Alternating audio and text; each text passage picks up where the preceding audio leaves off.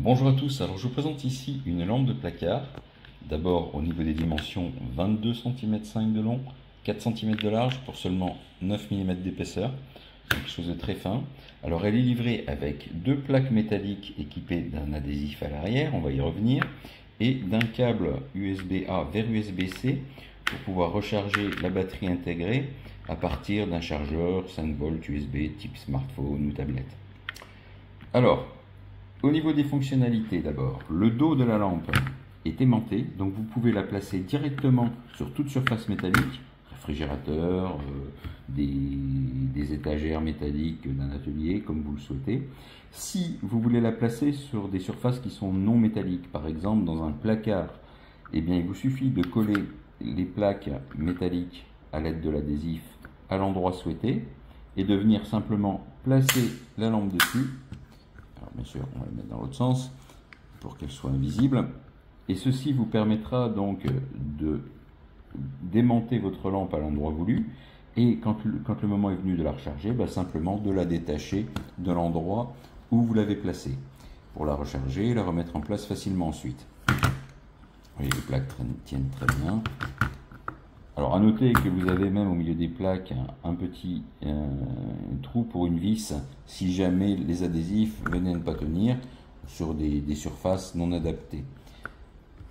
Par exemple des surfaces peintes, puisqu'il ne faudra pas que la peinture vienne avec l'adhésif, donc vous pouvez utiliser des vis dans du bois par exemple.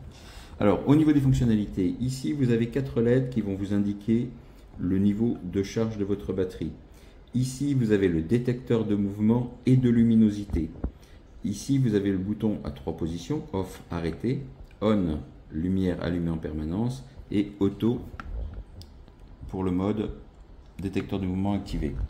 Et de ce côté-ci, sur la tranche ici, vous avez donc le chargeur, le port de charge USB-C et un bouton qui va vous permettre deux choses.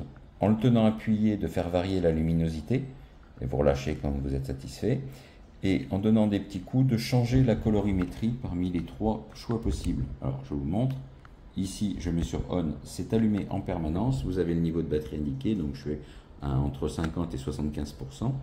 Si j'appuie ici, alors je ne sais pas si vous verrez, là je passe en blanc froid, blanc chaud et blanc neutre, c'est-à-dire lumière du jour à environ 4500 K. Si je tiens appuyé, je ne sais pas si on va le voir, voilà, la luminosité augmente jusqu'à son maximum. Je lâche, je retiens appuyé, je fais diminuer la luminosité jusqu'à son minimum. Je peux bien sûr lâcher à tout moment quand je suis satisfait de la luminosité choisie. Quand je passe en auto maintenant, ici il y a la lumière ambiante qui est suffisamment forte, donc aucun mouvement ne va déclencher. Si je suis dans le noir ou dans une obscurité suffisante pour que le détecteur de luminosité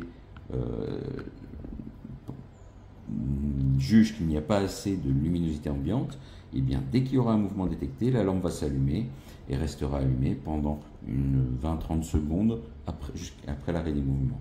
Ça permettra d'économiser la batterie, c'est vraiment très pratique. Par exemple, moi j'en ai placé dans mon sous-sol, plutôt que de chercher les boutons pour la lumière, quand je descends au sous-sol, ça fait une petite lumière d'ambiance et ça me permet de trouver les boutons d'allumage au besoin. Sinon, l'éclairage est très suffisant, poussé en luminosité maximale. C'est vraiment très bien. Vous pouvez les mettre dans des placards, vous pouvez les mettre dans des escaliers, des passages un peu sombres pour éviter tout accident, toute chute, etc. C'est vraiment très pratique. Vous pouvez les poser au niveau des plinthes, au ras du sol par exemple. Pour la nuit, si vous avez des endroits de passage, vous ne voulez pas allumer toutes les lumières pour ne pas réveiller les autres occupants, eh bien voilà, une solution très adaptée.